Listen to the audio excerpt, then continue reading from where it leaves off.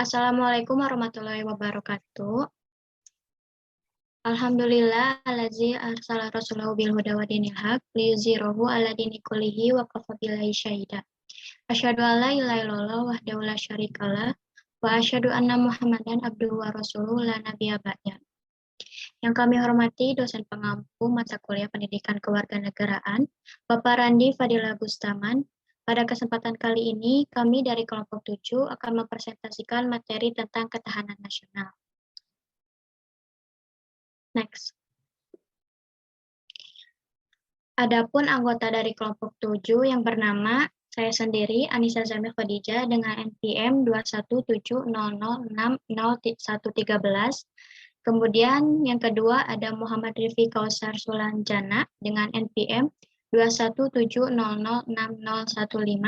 Kemudian yang ketiga ada Alif Mukti Rahmat dengan NPM 217006032. Pembahasan yang pertama akan disampaikan oleh Saudara Alif. Kepadanya saya persilahkan. Terima kasih kepada moderator yang telah mempersilahkan saya memaparkan materi. Selanjutnya ada pengertian ketahanan nasional.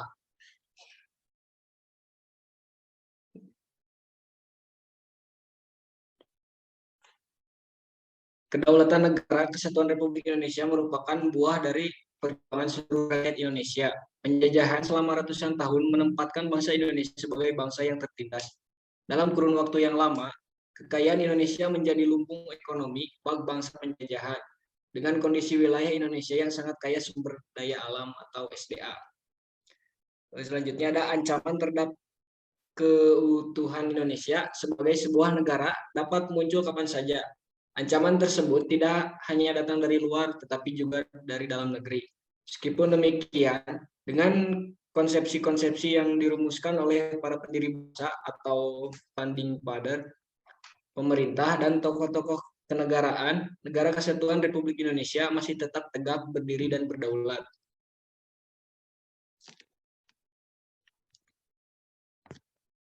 Selanjutnya, apa yang dimaksud dengan ketahanan nasional? Beberapa ahli mendefinisikan konsepsi ketahanan nasional sebagai berikut. Yang pertama, Suradinata. Ketahanan nasional adalah ketangguhan serta kemampuan suatu negara mengembangkan kekuatan nasional menghadapi dan mengatasi ancaman, gangguan, hambatan, dan tantangan dari luar dan dari dalam negeri. Yang kedua, ada Suryo Hadi Projo. Ketahanan nasional terdiri atas keamanan nasional dan kesejahteraan nasional. Oleh karena itu, ketahanan nasional juga sejalan dengan kepentingan nasional. Yang ketiga, dari GPHS Suryo Matar. Ketahanan nasional mengandung lebih dari satu pengertian, yaitu ketahanan nasional sebagai konsepsi, ketahanan nasional sebagai kondisi, dan ketahanan nasional sebagai strategi. Yang keempat ada Sumarno. Ketahanan nasional adalah terintegrasinya semua aspek kehidupan dalam kehidupan suatu bangsa. Konsep ketahanan nasional. Konsepsi ketahanan nasional negara Indonesia merupakan sebuah pengembangan dari kekuatan atau power negara Indonesia melalui sistem pengelolaan negara demi terciptanya keamanan dan kesejahteraan yang berimbang dalam berbagai aspek kehidupan secara menyeluruh berlandaskan Pancasila, Undang-Undang Dasar 1945, dan wawasan Nusantara. Kesejahteraan merupakan kompetensi masyarakat dalam menjaga dan melestarikan perangkat nilai yang ada di masyarakat dengan tujuan mewujudkan kesejahteraan dan kemakmuran yang adil menyeluruh.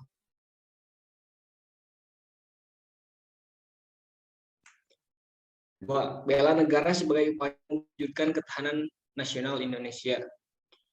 Bela negara tercantum dalam Undang-Undang Dasar 1945 pasal 27 ayat 3 yang berbunyi, setiap warga negara berhak dan wajib ikut serta dalam upaya pembelaan negara. Di pasal tersebut dapat diambil kesimpulan bahwa pembelaan terhadap negara merupakan hak dan kewajiban dari segenap lapisan masyarakat yang ada di negara.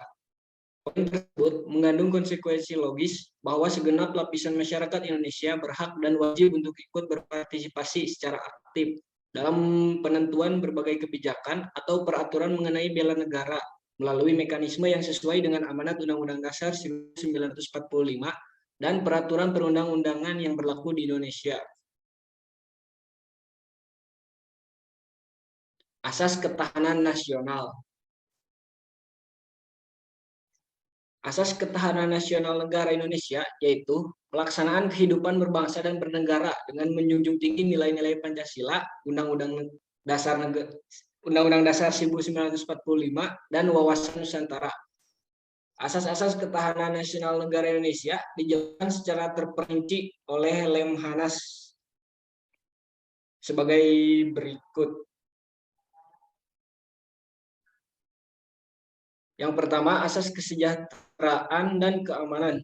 Kesejahteraan dan kemakmuran seyogianya dapat berjalan beriringan. Keduanya merupakan kebutuhan manusia yang paling mendasar. Oleh karena itu, kesejahteraan dan keamanan menjadi tujuan utama dalam sistem tata kelola kehidupan nasional. Yang kedua, asas komprehensif integral atau menyeluruh terpadu. Sistem tata kelola kehidupan berbangsa dan bernegara meliputi seluruh sendi-sendi kehidupan masyarakat dalam bentuk kristalisasi, persatuan dan kesatuan yang selaras, serasi, dan berkesinambungan. Indikator ketahanan nasional mencakup mental ketahanan dari berbagai sendi kehidupan berbangsa dan bernegara secara komprehensif. Sekian paparan dari saya kembalikan ke moderator. Terima kasih kepada Alif yang telah menyampaikan pembahasan yang pertama. Kemudian pembahasan selanjutnya akan disampaikan oleh Muhammad Rifki. Kepada Muhammad Rifki, saya persilahkan. Cek. Ya, terima kasih kepada moderator. Untuk yang ketiga adalah asas mawas ke dalam dan mawas keluar. Sistem kehidupan Indonesia di Indonesia merupakan sebuah kombinasi yang berkesinambungan dari perspektif kehidupan berbangsa dan bernegara yang saling berinteraksi secara aktif. Di era modern sekarang, ini proses penyebaran informasi, komunikasi, dan interaksi sosial dapat dilakukan dengan mudah dan cepat. Proses yang sangat mudah tersebut sudah pasti memunculkan efek-efek tertentu baik positif maupun negatif. Oleh karena itu, dibutuhkan sikap mawas ke dalam dan keluar sebagai filtrasi bagi bangsa Indonesia di era global yang semakin maju. Contohnya yang A, mawas ke dalam. Mawas ke dalam merupakan sebuah konsep dari ketahanan nasional yang bertujuan untuk menjaga dan melestarikan hakikat, sifat, dan karakter bangsa Indonesia sesuai dengan nilai-nilai kearifan lokal atau local wisdom yang diimplementasikan di dalam kehidupan berbangsa dan bernegara. B. Mawas keluar. Mawas keluar merupakan sebuah konsep dari ketahanan nasional yang bertujuan untuk berperan serta mengatasi dan mengantisipasi dampak lingkungan strategis luar negeri dan menerima kenyataan adanya interaksi dan ketergantungan dengan dunia internasional. Yang keempat, asas kekeluargaan. Kesejahteraan dan kemakmuran seyogyanya dapat berjalan beriringan. Keduanya merupakan kebutuhan manusia yang paling mendasar. Oleh karena itu, kesejahteraan dan keamanan menjadi tujuan utama dalam sistem tata kelola kehidupan nasional. Untuk yang selanjutnya yaitu adalah sifat-sifat ketahanan nasional. Sifat-sifat ketahanan nasional terdiri dari 4, yaitu yang pertama mandiri, yang kedua dinamis, yang ketiga kewibawaan, yang keempat konsultasi dan kerjasama. Terus materi selanjutnya yaitu fungsi dan tujuan ketahanan nasional. Fungsi dan tujuan ketahanan nasional Indonesia merupakan sebuah negara yang berlandaskan nilai-nilai hukum dalam menjalankan kehidupan berbangsa dan bernegara. Oleh karena itu, segala bentuk kekuasaan ataupun power dan kewenangan authority dalam penyelenggaraan negara diatur di dalam peraturan negara. Tujuan ketahanan nasional Indonesia termuat dalam pembukaan Undang-Undang Dasar 1945 pada alinea keempat, yaitu melindungi segenap bangsa dan seluruh tumpah darah Indonesia dan untuk memajukan kesejahteraan umum, mencerdaskan kehidupan bangsa dan ikut melaksanakan ketertiban dunia yang berdasarkan kemerdekaan dan perdamaian abadi dan keadilan sosial. Konsepsi ketahanan yang memiliki beberapa fungsi menurut Sukaya. Konsepsi ketahanan nasional memiliki fungsi sebagai berikut. Yang pertama, konsepsi ketahanan nasional berfungsi sebagai doktrin dasar nasional. Yang kedua, konsepsi ketahanan nasional berfungsi sebagai pola dasar pembangunan. Yang ketiga, konsepsi ketahanan nasional berfungsi sebagai metode pembinaan kehidupan. Untuk materi selanjutnya, konsep Astagatra Ketahanan Nasional.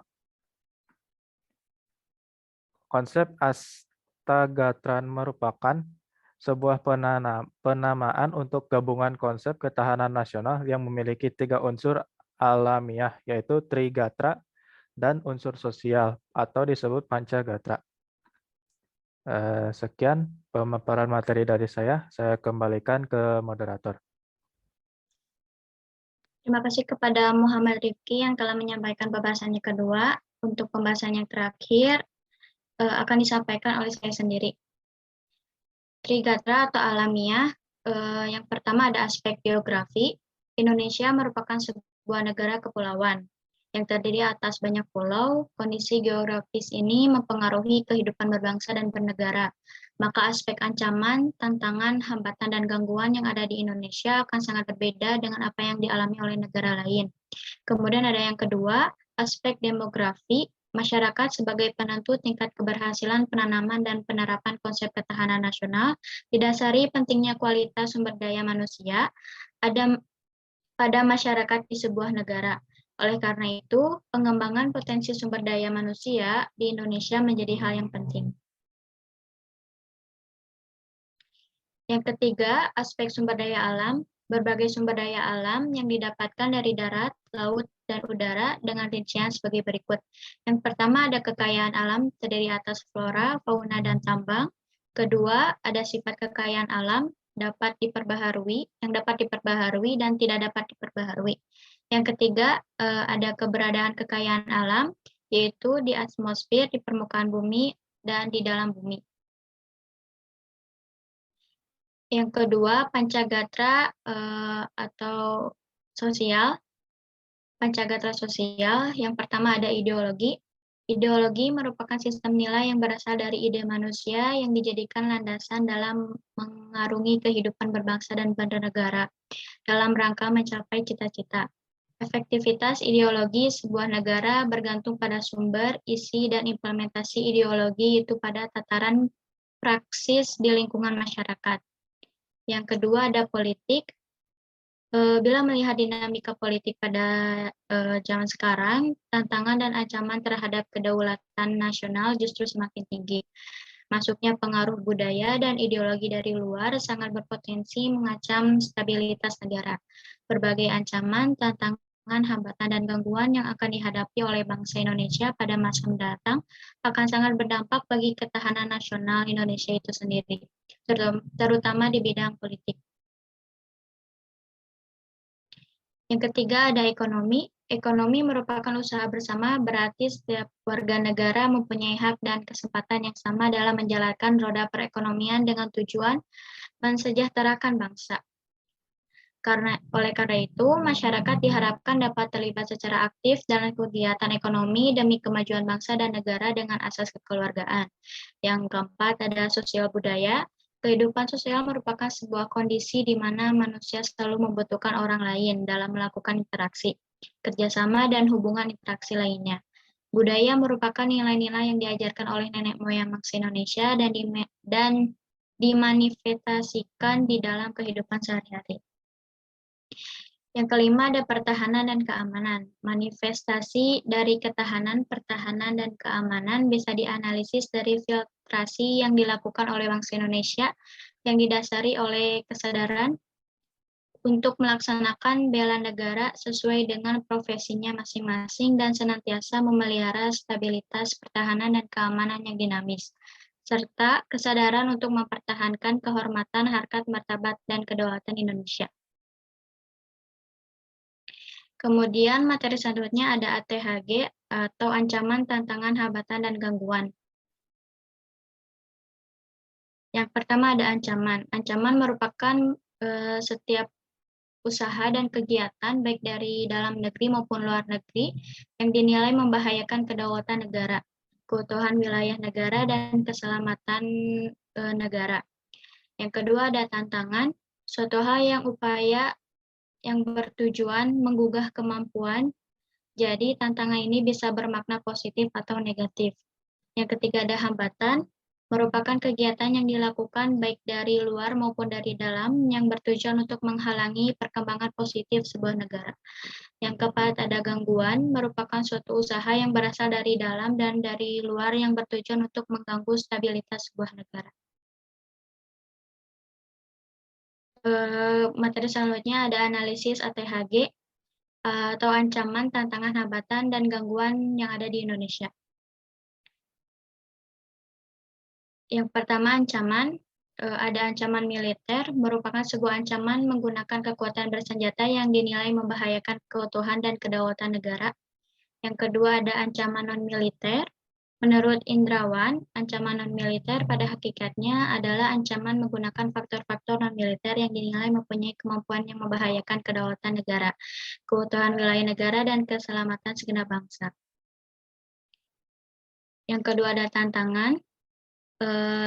Intervensi merupakan keikutsertaan pihak luar dalam berbagai kebijakan dalam sebuah negara. Kemudian ada korupsi, kolusi, dan nepotisme. Korupsi, kolusi, dan nepotisme merupakan sikap tidak terpuji dan bertanggung jawab karena sangat merugikan masyarakat di sebuah negara. Perilaku korupsi mengakibatkan hak-hak masyarakat di sebuah negara tidak dapat terpenuhi secara baik. Kemudian yang ketiga ada kriminalitas, merupakan tindakan yang tidak taat hukum dan dapat membawa dampak negatif terhadap keamanan dan kenyamanan masyarakat. Yang ketiga ada hambatan. Yang pertama, konflik akan langsung berdampak pada integrasi nasional. Dalam adanya konflik akan melemahkan ketahanan nasional sebuah negara dikarenakan berkurangnya jiwa kebersamaan dalam masyarakat. Yang kedua, eksklusivitas diri atau kelompok. Merasa dirinya atau kelompoknya lebih baik dari orang lain, sikap eksklusif yang bersikap a priori terhadap kelompok lain dapat mengurangi rasa kekeluargaan dan kebersamaan. Hal ini tentu saja akan mengganggu keharmonisan sebuah negara. Yang ketiga, ada akulturasi budaya. Masuknya budaya asing ke Indonesia memiliki dampak positif dan negatif. Dampak positif yang ditimbulkan dari masuknya pengaruh budaya luar, yaitu masyarakat Indonesia menjadi masyarakat yang berwawasan luas dan tidak terkucilkan dari pergaulan global. Akan tetapi, masuknya budaya asing akan sangat berbahaya bagi stabilitas negara. Yang keempat ada terorisme, merupakan tindakan tidak terpuji yang dilakukan oleh orang yang tidak bertanggung jawab, yang bertujuan untuk menimbulkan rasa ketidaknyamanan dan melaksanakan kehidupan berbangsa dan bernegara. Yang keempat, ada gangguan. Gangguan dari luar negeri dapat berupa penjajahan secara terstruktur yang bertujuan memecah persatuan dan kesatuan bangsa Indonesia, mencuri kekayaan alam, dan lain sebagainya. Kemudian ada yang kedua, gangguan dari dalam negeri. Salah satu gangguan dalam negeri yang dapat berdampak langsung pada stabilitas dan keamanan negara adalah tindakan makar. Tindakan makar biasanya dilakukan oleh pihak-pihak yang menggulingkan pemerintahan yang sah merupakan embrio bagi sebuah perpecahan yang terjadi di negara Indonesia.